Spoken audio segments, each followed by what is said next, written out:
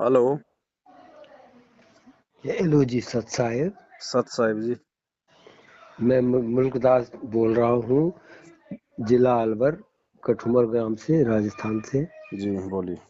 आपको जीवन में पहली दफ़ा फ़ोन कर रहा हूँ जी और मैंने आपके काफ़ी वीडियो वगैरह देखे।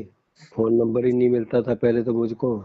मेरी इच्छा थी कई दिन से आपसे बात करूँ, जी लेकिन लेकिन जो है मेरे को आपके कमेंट्स में मैंने कई जगह डाला मेरे को फ़ोन नंबर दो, और मेरा ये फ़ोन नंबर है, तो अपना भी मैंने नंबर दे दिया हुआ है, व्हाट्सएप भी वही है और फ़ोन नंबर यही है। तो जी फिर मेरे को एक वीडियो आई, उसमें फ़ोन नंबर मिल गया। जी तो मुझे ये सौभाग्य प्राप्त हुआ आप जैसे महान जो भगत जी का जो है कुछ शंका समाधान सुनने के लिए। जी भगत जी। थोड़ा आवाज़ कम हो रही है, बढ़ा देता हूँ। हाँ, मैं कुछ हेलो, हाँ बताओ जी। मैं आपसे कुछ बातें करना चाहता हूँ, आप मुझे उनके बारे में कुछ मार्गदर्शन कीजिएगा प्लीज। बताइए। मैंने नोट कर ली है क्योंकि ऐसा नहीं कि पूरी में भूल ना जाऊँ, जी इसलिए। जी एक तो ये मैंने काफी सत्संग जो है गुरुजी के सुने, और उसमें कई प्रकार की जो छाया चित्र दिमाग में मेरे जो है बन गया। जी और मेरे को मतलब प्रथम मंत्र भी मिल चुका है और दूसरा भी सतनाम भी मिल चुका है। जी इसी साल प्रथम मंत्र मेरे को 3 जुलाई को मिला था, जी। इसी साल। और 18 नवंबर को अलवर आश्रम पे जाकर के मुझे जो हम्म। सतनाम मिला है। तो मैं ये इसके बारे में जानना चाहता हूँ। पहले तो मैं मन में सोचता था कि मेरे दिल में ये भावना तो ये थी कि भाई सबसे भक्तों से मैं यही कहता था कि मेरे को आमने सामने गुरुजी से ही नामदान लेना है और पहला प्रथम प्रथम चरण लेना है। हम्म। तो वो सब मेरे को बोलते थे आप देरी मत करो, काल आपके ऊपर हमला कर देगा, आप देरी मत करो, आप अभी ले लो, ये एक ही बात है। तो आप मुझे पहले तो ये बताओ कि ये मैंने वीडियो से गुरुजी से जो नामदान और प्रथम मंत्र जो है 7 मंत्रों का वो लिया है, क्या ये उचित है, ये काम करेगा या हमको आमने सामने गुरुजी से लेना पड़ेगा? देखो भगत जी, दास 2013 से उपदेशी है, जिस समय गुरुजी बरवाला आश्रम में स्वयं विराजमान थे। हाँ। ये जो डीवीडी से जो नाम दीक्षा दी जाती है ना, जैसे आपको मिली हुई है, हम्म। ये सतलोक आश्रम बरवाड़ा में 2009 से ही शुरू हो चुकी थी। अच्छा। लेकिन इसको सतगुरु रामपाल जी भगवान ने अपनी तरफ से शुरू नहीं किया था। हम्म। उनके परिवार वालों ने, विशेषकर उनके भाई ने, गुरुजी को अपने जैसा मानुष समझ के गुरुजी को एक सलाह दी थी कि गुरुजी आपने जो डीवीडी बना रखी है, हम्म। आप उस डीवीडी से नाम दीक्षा देना शुरू कर दो, क्योंकि आपकी उम्र बहुत हो चुकी है, संगत ज्यादा हो चुकी है, आपने आशीर्वाद भी देना होता है, सत्संग भी करने होते हैं, आराम भी करना होता है, आपकी उम्र भी ज्यादा हो गई है। हम्म। तो गुरुदेव की भी इसमें कुछ रजा थी भगत जी, क्योंकि वही बात है, सबसे पहले चाल चलता है काल, उसके बाद परमात्मा उसकी चाल से अपना काम सिद्ध करता है। हम्म। तो परमात्मा ने भी परीक्षा लेनी थी अपने भक्तों की। हम्म। तो परमेश्वर ने कहा ठीक है भाई, जो तुम्हें उचित लगता है वैसा करो, बहुत अच्छी बात है। तो ये आदेश नहीं था गुरुजी का, ये गुरुजी से प्रार्थना की गई थी, गुरुजी को सलाह दी गई थी, उसके प्रतिफल में गुरुजी ने और भगत समाज की परीक्षा के लिए और उन जीवात्माओं को प्रसन्न करने के लिए, क्योंकि वो काल के जीव थे भगत जी, गुरुजी को मानुष मानते थे और अच्छा। सारा जो देख रेख का था आश्रम का वो अपने मते से करते थे। उस समय यदि परमात्मा उनको मना कर देते तो भगत हम्म। जी वो आश्रम की व्यवस्थाओं को बिगाड़ भी सकते थे। हम्म। ठीक है, तो परमेश्वर ने उनको भी प्रसन्न रखा, उन काल के जीवों को भी, और परमात्मा ने अपना काम भी निकाल लिया। तो वर्तमान में जब गुरुजी जेल गए हैं 2014 से, हम्म। तो गुरुदेव का किसी को भी आदेश नहीं है वर्तमान में नाम दीक्षा देने का। मैनेजमेंट ने जैसे आश्रम में चल रहा था उसी परंपरा के तहत इन्होंने आज बाहर जगह जगह नाम दीक्षा केंद्र खोलकर भगत समाज को ये नाम दीक्षा देना शुरू कर दिया। इसमें सबसे बड़ा फायदा स्वयं मैनेजमेंट का है, क्योंकि भगत समाज जहां से नाम लेगा दान धर्म भी वहीं करेगा। अच्छा। तो सबसे बड़ा इनका अपना स्वार्थ है इसमें भगत जी, ये कोई दुनिया के आत्म कल्याण के लिए नाम नहीं दिलवा रहे, दुनिया लेकिन के अभी आत्म जो कल्याण के अभी लिए ज्ञान जैसे प्रचार हमने नहीं कर रहे ये लोग। ले लिया है जैसे, और ले लिया, उसमें आपकी गलती नहीं है भगत जी, आपको ज्ञान अच्छा लगा। तो गुरुजी तो अपना गुरुजी का मंत्र तो काम करेंगे। मंत्र काम करेंगे, दास वही कह रहा है कि उसमें आपकी गलती नहीं है भगत जी, आपको सच्चाई का पता नहीं था। हमको तो विश्वास एक हाँ, आपने नाम ले लिया है, लेकिन अब आपको सच्चाई का पता हो रहा है ना। हम्म। दूसरी बात, आप इनके कर्म भी अब देख रहे मैं होंगे साल भर से। सार नाम जो अगला जो है मैं आमने सामने गुरुजी से लूंगा। वही मैं कह रहा हूँ भगत जी, साल हम्म। भर में आपने इनके कर्म भी देख लिए होंगे, राजनेताओं को आश्रम में बुलाना, जबकि 27 साल से आपने सत्संग सुने गुरु जी के। गुरु जी ने कभी भी राजनेताओं को महत्व नहीं दिया, ना कभी इस प्रकार भंडारे के नाम पे दुनिया इकट्ठी करी। नहीं, मैं तो इसी साल से सुनना शुरू किया एक्चुअल हाँ, में। तो इसी साल को अभी भगत जी, अभी बीच में वो 7 8 सारी 9 को चीजें। इन्होंने ये भंडारे किए थे ना। हम्म। तो भंडारों में आए आए कि नहीं आए राजनेता लोग? हाँ, मैं गांव तो गांव गया ही जाके नहीं। निमंत्रण दिए कि नहीं दिए इन्होंने मैं भंडारे के? गया ही नहीं। वो गया नहीं नहीं। गए, वो अच्छी बात है, लेकिन आपने इनका पाखंड तो देख लिया होगा। खैर मैं अभी तो इतना नहीं जाना, अभी तो ये सारी चीजें जो आपके सुनने से बातें करने से मेरे को इस चीज का थोड़ा थोड़ा पता लग रहा है। बाकी अभी तक तो मैं उनके ऊपर विश्वास ही करता था, सब कुछ विश्वास पे ही चल रहा था। तो भगत जी, आप प्रथम नाम और सतनाम का जाप, जैसा आपको जो विधि बताई गई है गुरुदेव के द्वारा, उस विधि से आप अगर मर्यादा में रह के करेंगे तो इन मंत्रों का आपको लाभ मिलेगा। बाकी ये सार नाम लेने की भूल मत कर देना भगत जी, वरना इतना पछतावा होगा इस जन्म में, शायद ये पाप धुलेगा। नहीं, मैं तो क्यों आज अभी तक मैंने ये तो फर्स्ट टाइम ही सुन रहा हूँ। आज तक जितने भी नामदान, चाहे कोई भी संत महात्मा किसी भी कैटेगरी का, किसी भी अपनी स्थिति का, जिसने भी नामदान दिया वो आमने सामने ही दिया है। भाई, जब तक संत शरीर में है तब तक स्वयं ही नामदान देता है भगत जी। डीवीडी तो उनके जाने के बाद काम करेगी। गुरुजी ने 2005 में डीवीडी बना दी थी, हम्म। और 2006 में क्रोथाकांड हुआ था। 2 साल गुरुजी पहले भी जेल रह के आए। अच्छा। तो उस समय कोई नामदान केंद्र नहीं खुला था। 2 साल तक ना ना किसी का नाम कोई शुद्ध किया जाता था। डीवीडी तो हम्म। उस समय भी थी। तो ये जो डीवीडी का जो नाम दीक्षा की जो प्रक्रिया है, ये गुरुजी ने सत्संगों में कह रखा है कि मेरे सतलोक जाने के बाद काम करेगी। हम्म। तो इन्होंने इसका फायदा पहले उठा लिया, क्योंकि काल भगवान ने तो ये तो भक्तों की मर्यादा खंडित करवानी है ना। तो फिर इसमें क्या काल का प्रभाव हमारे ऊपर पड़ता रहेगा? नहीं, आपके ऊपर काल का प्रभाव भगत जी उस समय पड़ेगा जब आज आपको सच्चाई पता होने के बावजूद फिर यदि आप इनके नामदान केंद्रों पे जाते हैं, आगे का नाम लेते हैं, या आप इनको दान धर्म करते हैं, हम्म। तो होगा। अन्यथा आप जी, जब तक गुरु जी नहीं आते हैं तब तक आप बैठ के अपना भक्ति करो, अपना काम धंधा करो, नाम आपके पास, मर्यादा आपको निभानी है, मैंने वैसे सत्संग अभी आपने सुनने हैं। अभी तक तो कोई ज्यादा तो वैसे दान नहीं किया। 50 एक रुपए तो मैं जब आश्रम पे गया था तब मैंने दान अनजाने में करता चाहे आपने 50,000 कर दिए हो भगत जी, वो परमात्मा था माफ करता है, लेकिन जानकारी होने के बाद अगर 50 पैसे भी कर दिए ना। अब तो मैं तो वो समझ गया। 50,000 का नुकसान दे देगा। हम्म। बाकी ये तो अपनी तरफ से पूरा प्रयास करेंगे आप लोगों को फांसने का। क्यों नहीं आ रहे, क्या बात हुई, नाम खंड हो गया, इतनी बार हाजिरी लगेगी, ये होगा वो तो होगा। मुझे पूरी बातों का पता लगने के लिए तो मैं गुप्त रूप से इनके बीच में मिला रहूंगा। ओपन नहीं होने दूंगा कि मैंने जो आपसे सारी बातें पता कर ली हैं। गुप्त रूप की भी आवश्यकता नहीं भगत जी, ये भक्ति कोई गुप्त रूप वाली नहीं है। जब आपको नहीं, सच्चाई भक्ति का तो हम पता चल करेंगे। गया है, आप अपनी भक्ति करो। अगर इनका किसी का संपर्क होता है, कोई फोन आता है, हम्म। साफ साफ मना कर दोनों को, भाई देखो मेरी समझ से बाहर की बात है, जब तक गुरुजी नहीं आएंगे तब तक मैं अपना घर बैठ के भक्ति कर रहा हूँ, बस। सही है। अच्छा, ये पुस्तक सेवा करते हैं, ये उचित है कि अनुचित है? पुस्तक सेवा करो भगत जी, पुस्तक में परमात्मा का ज्ञान है। हालांकि कुछ जगह इन्होंने थोड़ी थोड़ी मिलावट की हुई अपनी तरफ से, लेकिन वो जगत वाले मिलावट को नहीं पकड़ पाएंगे। यदि हम्म। आप पुस्तक सेवा करते हो, ये ज्ञान गंगा या जीने की राह, हम्म। तो आपका ये फर्ज बनता है कि आप सामने वाले को ये बात जरूर बताओ कि भाई देखो गुरुजी अभी जेल में है, और गुरुजी को जेल पहुंचाने के पीछे उनके परिवार वालों की मनमानियां हैं, जिस कारण से बरवाला कांड हुआ। और आज इन्होंने जगह जगह नामदान केंद्र खोल रखे हैं। आप जब तक गुरुजी नहीं आ जाते तब तक आप अच्छे से उनका ज्ञान समझो, ज्ञान सुनो, ठीक है। ठीक। और गुरुजी के आने के बाद आप नाम दीक्षा लो।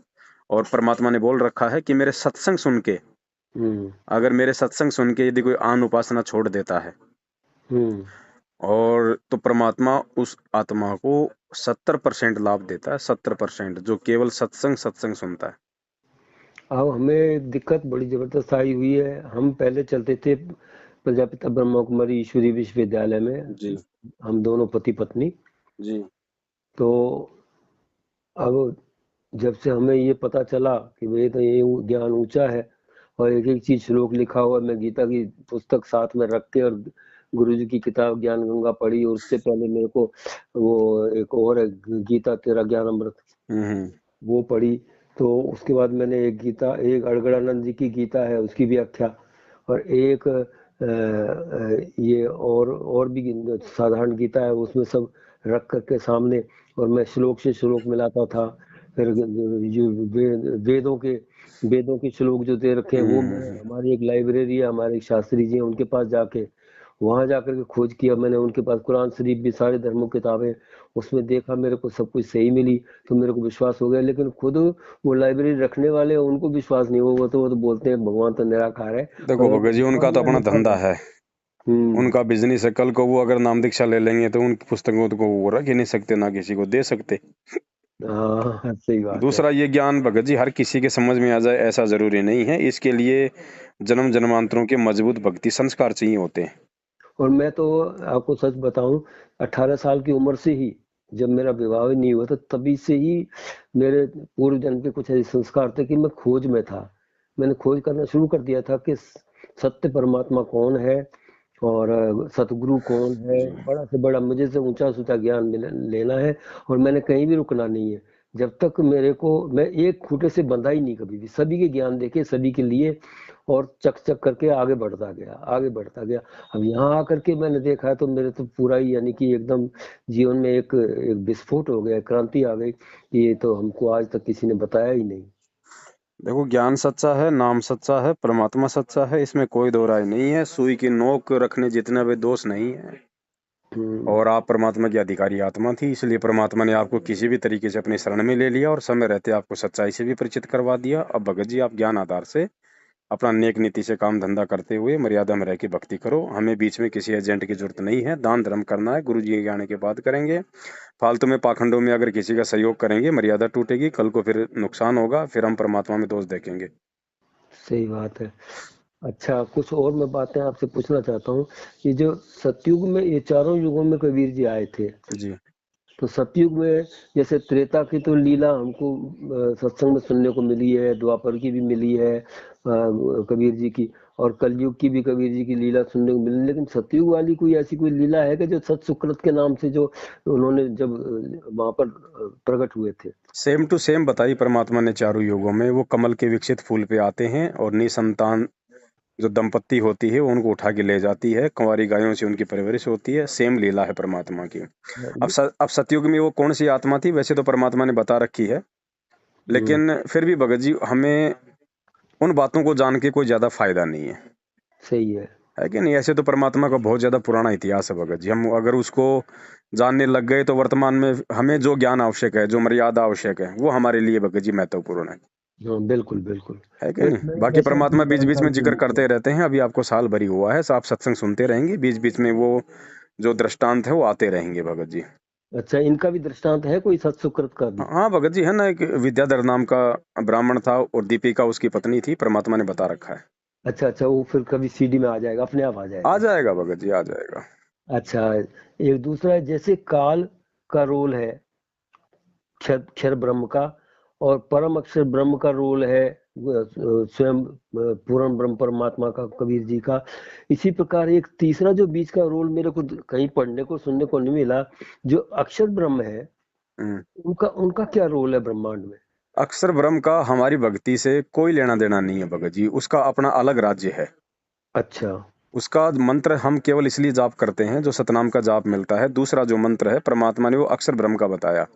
हम्म। उसकी कमाई हमारे को इसलिए करनी पड़ती है क्योंकि जब हम जाएंगे यहाँ से, जब हम काल भगवान के लोक से बाहर निकलेंगे तो हमें अक्षर पुरुष के लोक से होके जाना पड़ेगा।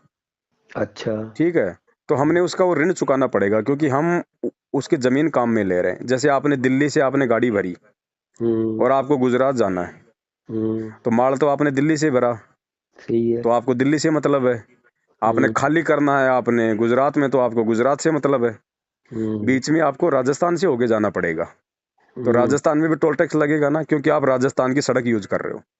हम्म। आपने माल वहां नहीं उतारना, कोई मतलब नहीं आपका, लेकिन आप वो जमीन यूज कर रहे हो, इसलिए आपको वहां पे टोल टैक्स उसका देना पड़ेगा, नहीं तो आप आगे नहीं जा सकते। तो हमने अक्षर पुरुष के लोक से होके ही सतलोक जाना पड़ेगा, इसलिए हमने उसका वो ऋण देना पड़ेगा, उसके जमीन का। अब जैसे काल तो हमारे सिर पे जो है भी एकदम चढ़ा हुआ है, लेकिन ये अक्षर ब्रह्म भी क्या इसी प्रकार से रोल करता है नहीं क्या? नहीं नहीं नहीं, उसका कोई रोल नहीं है भगत जी। उसको तो पता भी नहीं चलेगा जीव कहाँ से जा रहे हैं, वो तो परमात्मा लेके जाएंगे ना हमारे को। अच्छा अच्छा अच्छा। उसको तो पता ही नहीं चलेगा कौन आ रहा है कौन जा रहा है। फिर इनकी बाधा क्यों है बीच में? अब बाधा तो भगत जी, परमेश्वर ने अब ये सृष्टि की रचना अपने हिसाब से करी है भगत जी। हर चीज की अगर हमें यहीं पे जानकारी हो जाएगी हम्म। तो फिर भगत जी हम तो महाज्ञानी बन जाएंगे ना सारे ही। अच्छा अच्छा अच्छा। बाकी रचना हम्म, परमात्मा की है। हमें परमात्मा ने केवल उतनी बातें बताई हैं जितनी हमारे लिए आवश्यक है, और उतना ही जानना हमारे लिए फायदेमंद है। अच्छा। मालिक कहते हैं ना, जैसे मोटरसाइकिल किसी ने बना के दे दी, हमारा हम्म। काम है उसको चलाना। उसको खोल के बैठ जाएंगे तो फिर सारा काम बिगड़ जाएगा ना, हम्म। है ना। हमारा काम उसको चलाना है, केवल बस सीख लो कहाँ से तेल डलता है, कहाँ से रेस लगती है, कहाँ से गियर डलते हैं, हम्म। बस इतना सा काम है। अच्छा सर, ये अगला अगला है कि जैसे गुरुजी आमने सामने मंत्रों के जाप करने की प्रक्रिया समझाते थे, उसके अलावा जो है अभी वीडियो के द्वारा जो है डीवीडी के द्वारा बता रहे हैं, तो इन दोनों में क्या कोई अंतर है? देखो भगत जी, डीवीडी की प्रक्रिया दास ने आपको बताई है। परमात्मा के कहे अनुसार सतलोक जाने के बाद नाम दीक्षा दी जाएगी डीवीडी से, इससे पहले गुरुजी स्वयं देंगे भगत जी। अच्छा। ठीक है। और वही काम करेगी भगत जी रियल में तो। अब अब आश्रम में अंजलि तो क्या था ना, वगैरह। वहां तो गुरुजी स्वयं मौजूद थे। भगत नाम दीक्षा लेके सीधा गुरुदेव के पास जाता था। गुरुजी अपना आशीर्वाद उसको दिया करते थे, उसके सिर पे अपना हाथ रखा करते थे, उसका नाम सुचारू हो जाता था। आज अच्छा, वर्तमान में ऐसा नहीं है भगत जी। गुरुजी क्या स्वयं शुद्धिकरण की प्रक्रिया कराया करते थे? मतलब उस समय गुरुजी जब किसी का नामखंड होता था तो गुरुजी के पास जाते थे सबसे पहले। अच्छा गुरुजी से प्रार्थना करते थे, तो गुरुजी अगर कह देते थे कि बेटा ठीक है, आगे से गलती मत करना और अपनी भक्ति कर, तो ऑटोमेटिक नाम सुचारू हो जाता था। कुछ अच्छा लोग जो बड़ी गलती कर देते थे तो परमात्मा उनको एक टोकन दे देते थे कि बेटा वहां जाके दोबारा से नाम ले ले। अच्छा। ये प्रक्रिया थी। तो अभी जैसे अब गुरुजी जब बाहर आएंगे, आम आम जो है कार्यक्रम चालू करेंगे, वैसे तो उनका वहां से ही सारे कार्य चल रहे हैं। जी। तो जब वो आएंगे तो क्या हम जो हमने डीवीडी से मंत्र लिया है उनको जाकर के गुरुजी के सामने जाके इसका शुद्धिकरण करा सकते हैं या ये आवश्यकता? परमात्मा अपने आप ही सार्वजनिक कर देंगे भगत जी। सबको परमात्मा आशीर्वाद दे के इसी नाम को सुचारू करेंगे, या फिर दोबारा से नाम दीक्षा के लिए कहेंगे। अच्छा अच्छा अच्छा अच्छा। ये उनके आने के बाद है भगत जी, क्योंकि आदेश तो है नहीं उनका। तो जहां तक दास का आइडिया है, सभी भाई बहनों ने दोबारा से ही लेना पड़ेगा। अच्छा, दूसरा जो है, ये जितने भी मैनेजमेंट के लोग हैं, चाहे नए हैं चाहे पुराने हैं, मैं तो ज़्यादा उनसे मेरा मिलना नहीं हुआ, लेकिन अभी आपके द्वारा मुझे पता लगा है। फिर हम्म। भी ये जो भाई मेरे को लेके गए थे भगत जी, जिन्होंने मेरे को नामदान दिलवाया था, हम्म। वो ही उनके मुख से मैंने आपका नाम सुना था कि उनसे वो गुरुद्रोही हैं, उनसे हम्म। दूर रहना, उनकी कोई बात सुनना नहीं है, आपका नाम खंड हो जाएगा, ऐसे कुछ बोल रहे थे। तो ये ऐसा क्यों चल रहा है? ऐसा क्या है, क्या कारण है ये? जब से गुरुजी जेल गए हैं भगत जी, तब से संगत में दो भाग हो गए। अच्छा। एक भाग को सात संगति कहते हैं, जो मतलब सतसेवक भाई बहन है। हम्म। सतसेवक मानी जो परमात्मा के प्रत्येक वचन पे चलते हैं और सच्चाई का प्रचार करते हैं, हम्म। मालिक के ज्ञान आधार से भक्ति करते हैं। दूसरा हम्म। ग्रुप है सतलोक आश्रम मैनेजमेंट हरियाणा, यानी गुरुदेव के परिवार। वो हम्म। आश्रम में भी अपनी मनमानियां करते थे, और आज तो उनका खुला हाथ हो गया। आज तो हम्म। उनको कोई रोकने टोकने वाला ही नहीं है। तो हर प्रकार से वो भक्तों का रक्तदान, दे दान, कभी बीजेपी को वोट डलवाना, कभी कांग्रेस को वोट डलवाना, कभी गुंडों की सीबीआई जांच करवाना, कभी हरियाणा के जाट आरक्षण में भक्तों को बैठा देना, कभी ये भंडारे करवाना, फिर राजनेताओं को बुलाना। इनके काम है आडंबर भगत जी। इनको अपनी बिरादरी वालों से प्रेम है, इनको परमात्मा और भक्ति से प्रेम नहीं है। और ये काल भगवान क्या करता है भगत जी, परमात्मा ने समझाया ना कि काल स्वयं प्रकट नहीं होता है, हम्म। वो अपने दूतों के माध्यम से भक्तों की मर्यादा खंडित करवाता है। तो जो हम्म। कर्म इन्होंने करवाए हैं गुरुदेव के जेल जाने के बाद संगत से, वो सारे के सारे कर्म परमात्मा ने हमसे हटवाए हैं। अच्छा। 27 साल में परमात्मा ने जिन कर्मों को ना करने की शिक्षा दी है, वो सारे कुकर्म इन्होंने गुरुदेव के जेल जाने के बाद में संगत से करवा दिए, गुरु जी का ही नाम लेके। तो अच्छा। इसलिए हम संगत को मतलब जागरूक कर रहे हैं कि भाई इनके झांसे में मत आओ। ये कोई भगत वगत नहीं है। आप खाली इस चक्कर में मत रहो कि ये गुरुजी का परिवार वाला है, ये गुरुजी की पत्नी है, ये गुरुजी की बेटी है। गुरुजी का कोई बेटा बेटी नहीं है। गुरुजी का असली बेटा बेटी वो है जो मर्यादा में रह के गुरुजी की भक्ति करता है। सही बाकी है। सब ये काल के एजेंट हैं, इनका काम केवल तुम्हारी मर्यादा तोड़वाना है। और काल केवल इसी बात का फायदा उठा रहा है कि भक्तों को ये विश्वास हो गया कि ये तो गुरुजी के परिवार वाले हैं। भाई हम गुरुजी के परिवार को देख के थोड़े ना जुड़े थे परमात्मा से, हम तो उनका ज्ञान समझ के जुड़े थे। तो आज हमने उनके ज्ञान को ही आधार बना के आगे चलना पड़ेगा, ना कि उनके परिवार को। अच्छा, सही है। अब ये जो जैसे हम बोलते हैं भाई हमारी प्रार्थना लगा दो, और गुरुजी से हमें ये प्रॉब्लम, ये दिक्कत है, तो वो हल करवाते हैं, तो ये क्या सही प्रक्रिया है? क्या वो वास्तव में गुरुजी पहली तक बात तो पहुंचाते भगत जी, हैं? ये ज्ञान होने के बाद में और गुरु को भगवान मानने के बाद में और रोज संध्या आरती करते हैं। अंतर्यामी एक तुम आत्म के आधार, जो तुम छोड़ो हाथ तुम वही कौन उतारे पार। फिर परमात्मा कहते हैं चीटी पायल बाजे पैर, साहेब सुनता है सब लहर। वो अंतर्यामी परमात्मा चीटी के पैर की पायल भी बना दी जाए ना, उसकी भी आवाज वो सुन लेता है। तो वर्तमान में सतगुरु रामपाल जी भगवान से प्रार्थना लगवाने वाला भगत मंदबुद्धि भगत की श्रेणी में है। वो अपने गुरु जी को हनुमान जी मानता है कि मंदिर में उसके सोचता आगे था। घंटा बजाएंगे तब जाके उनको सुनाई पड़ेगा। जबकि परमात्मा कहते हैं कि जब 2 साल का बच्चा होता है ना, हम्म वो पूर्णतः अपने माता पिता पे आश्रित होता है। तो हम्म माता पिता आगे से आगे उसकी सारी व्यवस्था करते हैं। माता पिता को पहले पता होता है कि अब सर्दी आने वाली है, बच्चे के लिए जूते लाने हैं, मोजे लाने हैं, स्वेटर लानी है, क्या व्यवस्था करनी है, घर में मच्छर है तो मच्छरदानी लेके आनी है। इसी प्रकार जो भगत अपने परमात्मा पे आश्रित होगा, जो मर्यादा में रह के भक्ति करेगा, फिर उसको मांगने की जरूरत नहीं है भगत जी। परमात्मा आगे से आगे उसकी हर परेशानी को दूर करेगा। उसी को अंतर्यामी कहते हैं, जो अपने बच्चे की मन की बात जानता है। और जो जानता ही नहीं, फिर वो काहे का भगवान, काहे का अंतर्यामी। तो गुरुदेव के समक्ष जाके कोई प्रार्थना करना, उनको बताना, ये गुरुदेव को अंतर्यामी ना समझना भगत जी। बिल्कुल सही बात। ये मेरे साथ इसका प्रैक्टिकल घटना घट चुकी है। जी ये क्या हुआ कि मैंने हमारी बेटी जयपुर इसमें एडमिट थी, सीके बिरला हॉस्पिटल में। जी। उनके घुटने में मतलब ये जॉइंट रिप्लेसमेंट था, हम्म हो गया था, लेकिन गिरने की वजह से उसमें कुछ फ्रैक्चर आ गया। और वो जो है फिर उसमें हमको करवाना था उसमें, हम्म और काफी खर्चा बता रहे थे, हम भी घबरा गए, मेरा हम्म इतना तो आमदनी भी नहीं थी। तो मैंने बेटी एडमिट करा दी किसी तरीके से, और फिर मैंने फोन लगाया। हम्म 4-5 फोन नंबर दे रखे हैं कि भाई प्रार्थना लगा दो, हमारी हम्म बेटी जो है हॉस्पिटल में है, और वो ठीक ठाक ऑपरेशन हो जाए। हम्म पैसा भी बहुत ज्यादा मांग रहे हैं, कैसे कैसे क्या होगा, मैं तो चिंता में था बहुत। तो हम्म वो बोलने लगे वहां से कि आपका नामदान हो गया है। मैंने कहा, हाँ, मैंने तो हो गया है, पहला प्रथम चरण मैंने हम्म लिया हुआ है, हम्म उस टाइम प्रथम चरण ले रखा था। बोला आपकी बेटी ने नामदान ले रखा है? बोला नहीं सर, उन्होंने तो नहीं ले रखा है अभी। हम्म तो हाँ, जब तक वो नामदान नहीं लेती तब तक जो है उनका हम वो लगा नहीं सकते, ऐसे गुरुजी का आदेश है, उनकी प्रार्थना नहीं लगा सकते। हम्म अब मैंने बहुत दुख हुआ मुझे इस बात का हम्म कि देखो, ये आगे नामदान ही नहीं लगा सकते। मैं बोला ठीक है भाई, मैं फिर प्रार्थना खुद ही लगाऊंगा। अब तो मैं खुद लगाऊंगा प्रार्थना। बिल्कुल। तुमने जो है जो जो वो कण कण में विराजमान है। अब मैं ये जो आपने बात बताई ना, ये मेरे मन में ये भावना चल गई थी कि जो कण कण में विराजमान है वो आज भी मेरे साथ है। अब यहाँ, अब मैं यहीं उसको प्रार्थना लगाऊंगा, आपको प्रार्थना लगाने की अब कोई जरूरत नहीं। जी जी। अब मेरी बेटी जाने, मैंने आंखों में आंसू आ गए, मैं रोने लगा वहाँ पार्क में बैठ के।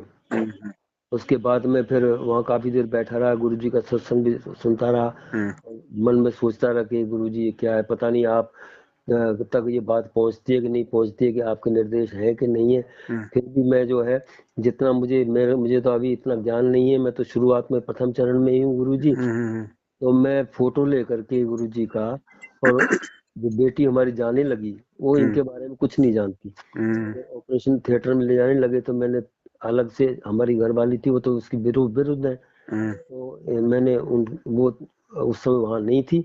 मैंने फोटो मोबाइल में उनको दिखाया अपनी बेटी हम्म को हम्म कि बेटी ये फोटो आप ध्यान रखना, हम्म ये परमात्मा सृष्टि में साक्षात आए हुए हैं, हम्म गुरु जी हैं हमारे, और ये तुम्हें भी मदद करेंगे। तुम हम्म बिल्कुल घबराना नहीं, और तुम्हारा बहुत अच्छे से ऑपरेशन हो जाएगा, ठीक है। ये अपने दिल में, चेहरे में बैठा लो इसको। हम्म और मैंने उनके मोबाइल में भी जो है व्हाट्सएप करके डाल दिया। हम्म उसके बाद जो है क्या घटना घटी कि वो ऑपरेशन थिएटर में ले गए, वो चले गए, हम बाहर इंतजार करते रहे। मैं गुरु जी से प्रार्थना करता, गुरु जी आप दया करना, कृपा करना, आप मेरी बेटी को जो है उनकी ऑपरेशन करना, ठीक ठाक हो जाए।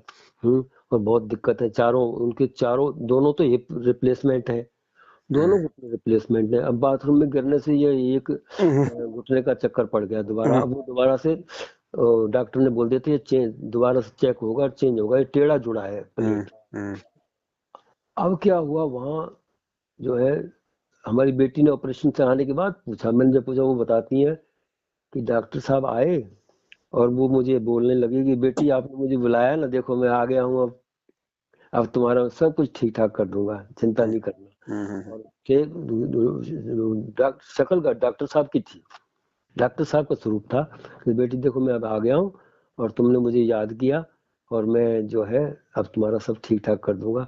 ये बात मुझे पता चली तो मैं, बेटी ने बताया तो मैं चुप रह गया, मैं उस समय कुछ नहीं कहा, हमारी मिसेज भी बैठी हुई थी। जी। तो चुप रह गया, मैं अपने दिल में रखा। फिर मैं अलग से अकेले अकेले में पूछा कैसे थे गुरुजी।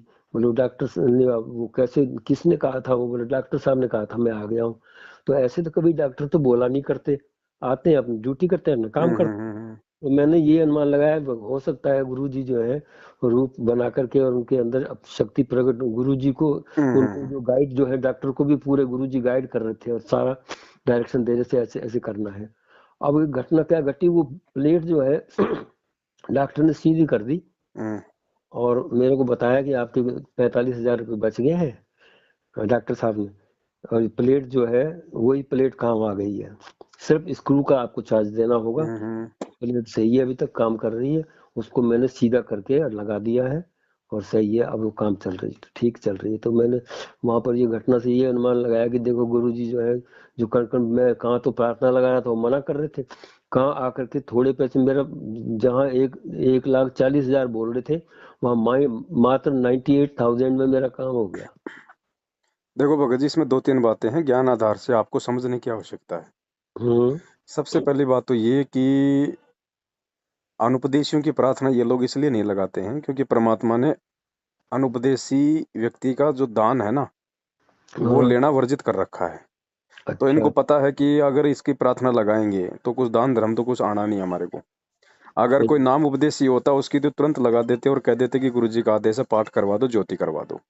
हम्म। ठीक है। नंबर दो, भगत जी, अनुपदेशी की प्रार्थना इसलिए भी नहीं लगाई जाती है क्योंकि भगत जी अब देखो हर आदमी दुखी है सृष्टि में। ठीक सही है। है। उसके लिए भगवान आया हुआ है, अपना ज्ञान दे ही रहा है।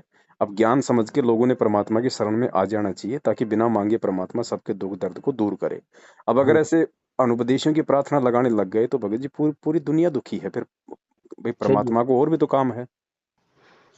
तीसरी और बात भगत जी, इस समय आप जितने भी उपदेशी लोग शुरू शुरू में नए लोग आते हैं वो सब दुखी होकर के ही आ रहे हैं कि मेरे दुख दूर हो जाएंगे।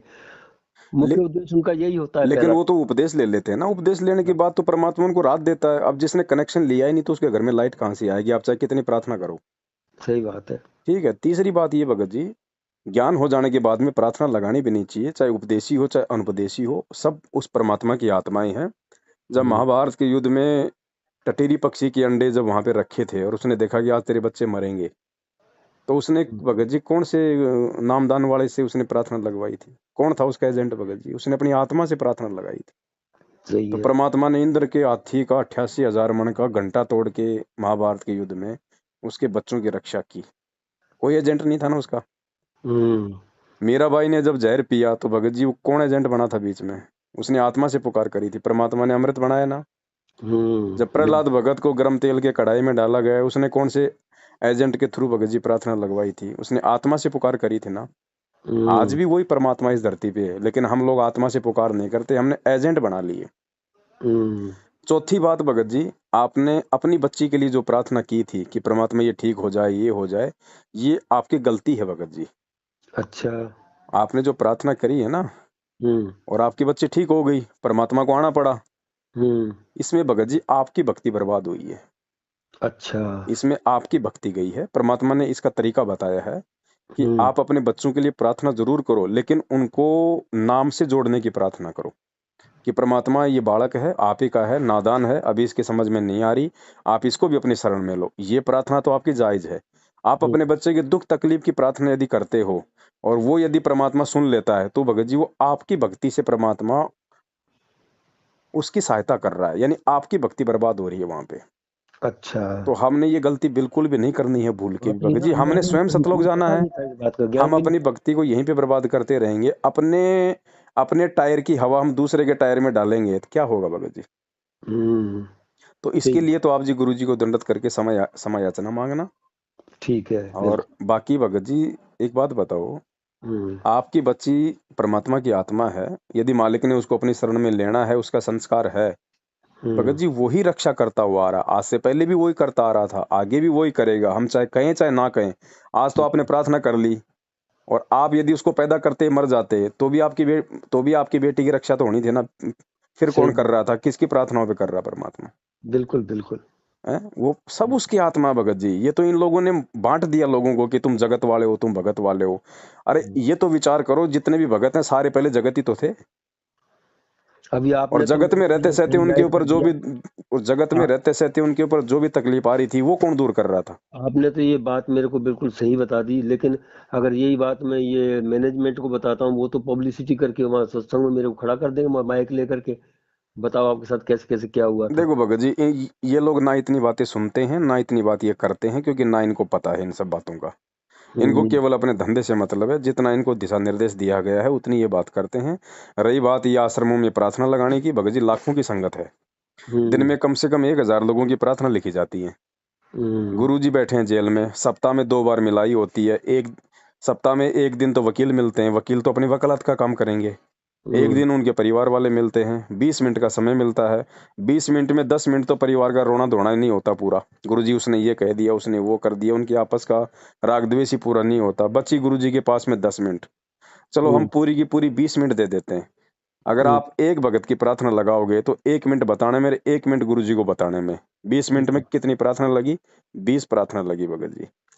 एक सप्ताह में कितनी प्रार्थना हुई? 20। जबकि रोजाना हजारों प्रार्थनाएं लिखी जा रही हैं। सबको ज्योति पाठ का आदेश दिया जा रहा है। सप्ताह में 7,000 लोगों को ज्योति पाठ का आदेश दिया जाता है। कौन दे रहा भगत जी? ये हम्म मनमान आचरण हो रहा है सारा का सारा। हम्म लोग देख लेते हैं कि सामने वाली पार्टी क्या है, कैसी है, उसी आधार से। अगर कोई गरीब है, दुखी है, तो कह देंगे अपनी भक्ति बढ़ाओ, गुरु जी का आदेश है। थोड़ा मीडियम ठीक ठाक आदमी है तो बोलेंगे ज्योति कराओ। थोड़ा पैसे वाला तो बोला पाठ कराओ। हम्म, धंधा चल रहा है इनका। सही है। तो आपने भगत जी इन लोगों से अपना संपर्क बिल्कुल तोड़ देना है। ये आपके ऊपर परमात्मा की विशेष मेहर है, जो परमात्मा ने आपको बहुत ही कम समय में सच्चाई से परिचित करवा दिया। ठीक अभी है। तो मैं यानी कि इतना उनके चक्कर में आया ही नहीं हूँ अभी तक। आना ज्यादा भी नहीं मत आता। भगत जी, आना भी मत। अनजाने में आ जाते तो कोई बात नहीं थी। अब जानबूझ के गलतियां करोगे फिर भगवान भी माफ नहीं करेगा। नहीं, अब तो समझ गया मैं। अच्छा। अगर उनकी तरफ से, आपने तो अपनी तरफ से ना जाना है, ना लेना है, ना देना है। उनकी हम्म, तरफ से कोई फोन आता है, साफ साफ मना कर दो नको भैया, देखो मेरी समझ से बाहर की बात है। मैं अपने घर बैठ के भक्ति कर रहा हूँ, जब गुरु जी आएंगे उस समय देखेंगे बस। ठीक है बिल्कुल। सीधा सा अभी मैं तरीका तो है ये भगत जी। लास्ट 5 मिनट और मैं ये लूंगा आपके। जी। तो ये गुरुजी ने जो ये लॉकेट सिस्टम, ये हम आश्रम में जाते हैं तो वहाँ लॉकेट देते हैं। मैं कई बार उनको बोला भी कि कंपलसरी है लॉकेट पहनना। लॉकेट भाई कोई कंपलसरी नहीं है। लॉकेट में कोई भगवान नहीं है। लॉकेट पहन के तुम दुनिया भर का झूठ बोलोगे, चोरी पाखंड करोगे, तो मेरा भगवान तो अंदर क्या से दिल मदद मान ही करेगा? नहीं रहा था। और आश्रम में जबरदस्ती, वहां में सतनाम लेने गया तो जबरदस्ती मेरे गले में डाल क्या दिया। होता है भगत जी, शुरू शुरू में भगत जब जुड़ता है ना, तो थोड़ा सा हम्म भगत का भाव बना रहे, है ना। हम्म उसको लगे कि यार कुछ मिला ही नहीं, कुछ दिया ही नहीं। दूसरे हम्म पंथ वाले तो सब लटका के फिरते हैं, है हम्म ना। फोटो का मतलब होता है गुरु जी की याद आना, गुरु जी का ध्यान करना। बाकी फोटो में भगवान नहीं है, हम सब जानते हैं। परमात्मा ने तो खुद मूर्ति पूजा का खंडन किया है। अब हाँ, उस समय फोटो नहीं थी, क्योंकि कैमरे नहीं थे, तो लोग मूर्तियां बनाते थे। आज मूर्तियों का प्रचलन कम हो गया तो ये फोटो में आ गई, तो फोटो का ऊंचा, मूर्ति को बात एक ही है भगत जी। तो तो क्या फोटो का गुरुजी की काम केवल आज्ञा है इतना क्या। है कि हम केवल उस परमात्मा की याद आए हमारे को, बस। अच्छा, क्या गुरुजी की ऐसी आज्ञा है कि लॉकेट पहनना ना ना, जरूरी है। कोई आज्ञा नहीं है परमात्मा की। इन्होंने अपनी मनमर्जी से चला रखे। ये मनमर्जी समझो भगत जी। अब आश्रम से बहुत सारे काम जो थे वो मनमर्जी के थ्रू हो रहे थे।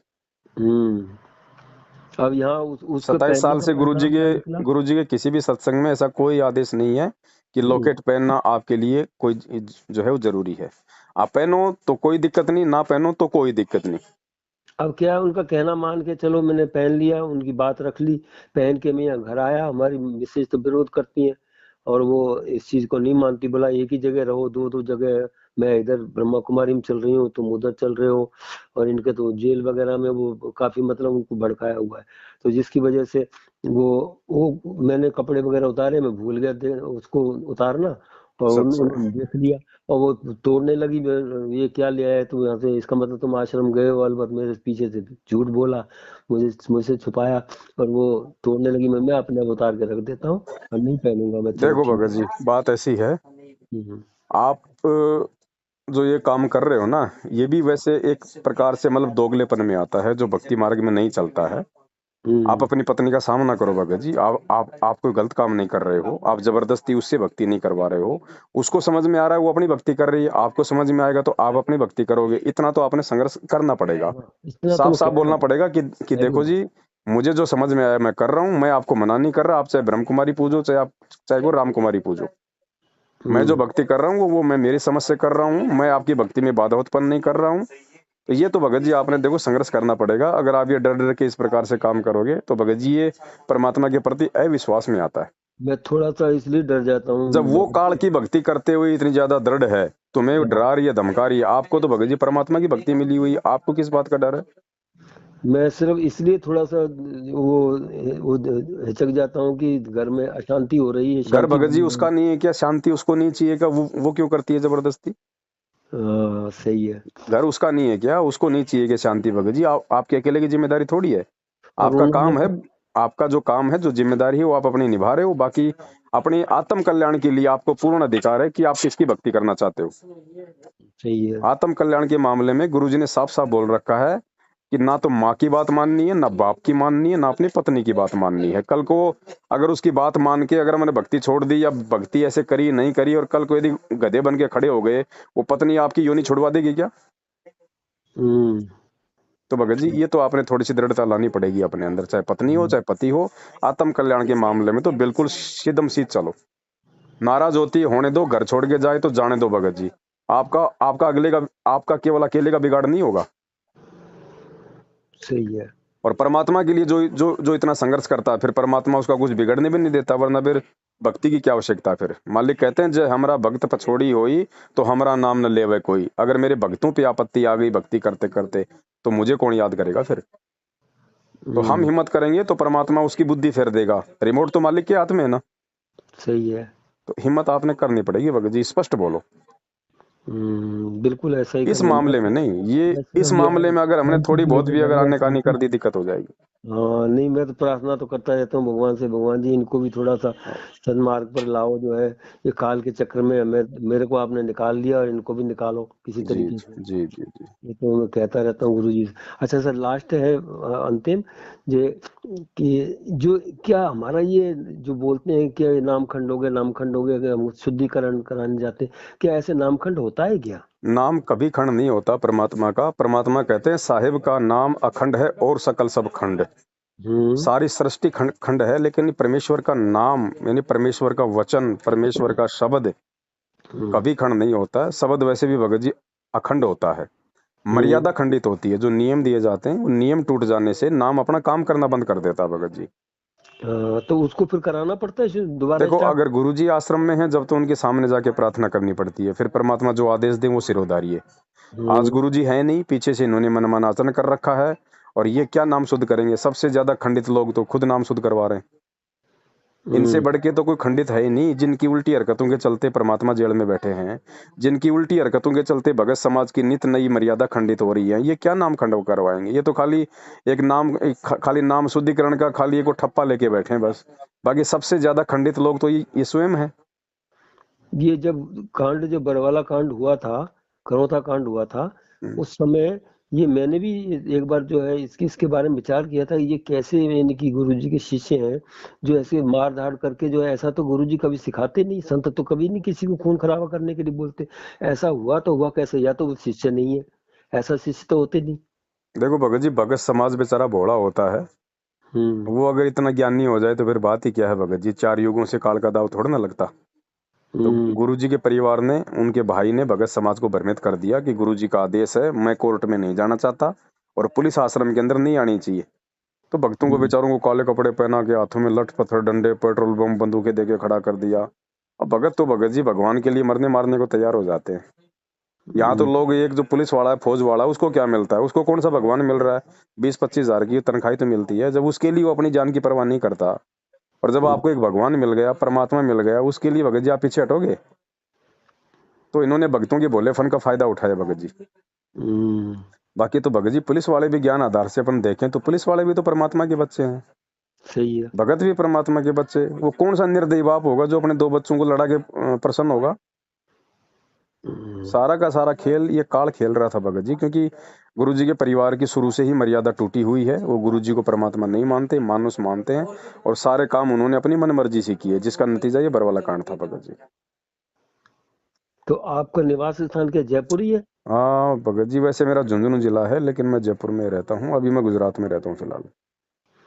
तो जयपुर कब तक आएंगे आप? जयपुर तो भगत जी बीच बीच में कोई सेवा होती है तो आता रहता हूँ, बाकी कोई विशेष काम तो होता नहीं। तो जयपुर से हमको डायरेक्ट किताब मिल जाएगी वो शंका समाधान वाली? शंका समाधान की पुस्तक आपको जयपुर में आने की आवश्यकता नहीं है भगत जी। हम्म। आप विराटनगर आते हैं क्या कभी कभार? जयपुर तो हमारा बेटा रहता है, आते रहते जयपुर आता रहता हूँ मैं। जयपुर में कहाँ रहता है बेटा? बेटा है कनक वृंदावन में, सिरसी रोड, सिरसी रोड, सिरसी गांव के पाछावाड़ा। पास। सिरसी गांव पड़ता है जो के हम्म। पास है कनक वृंदावन। कनकपुरा रेलवे स्टेशन से इधर ईस्ट की तरफ जो है वो ये ठीक है, मैं कह रहा था आप इधर विराटनगर में आते रहते हैं क्या? तुम पता कर लूंगा। आपके अलवर के पास ही तो है विराटनगर, हाँ हाँ, अच्छा वो रास्ते में पड़ता है इधर से। है उधर ना? से कभी उधर आना जाना नहीं होता, हम तो इधर से जाते हैं एक्चुअल में वाया दौसा होके। चलो फिर सीधा सा तरीका है भगत जी, आप मुझे अपना पूरा पता पिन कोड नंबर के साथ सेंड कर दो, मैं स्पीड पोस्ट करवा दूंगा। अच्छा ठीक है। तो तो इसके में पैसे आपको खाते में डालने हैं कितने? कुछ नहीं डालना, आप तो पुस्तक पढ़ो, अपनी मर्यादा बचाओ। अच्छा चलो धन्यवाद। आपका सत बहुत बहुत शुक्रिया भगत जी, सत जो साई आपने भगत जी। मार्गदर्शन दिया। सत साहेब, सत साहेब। तो ये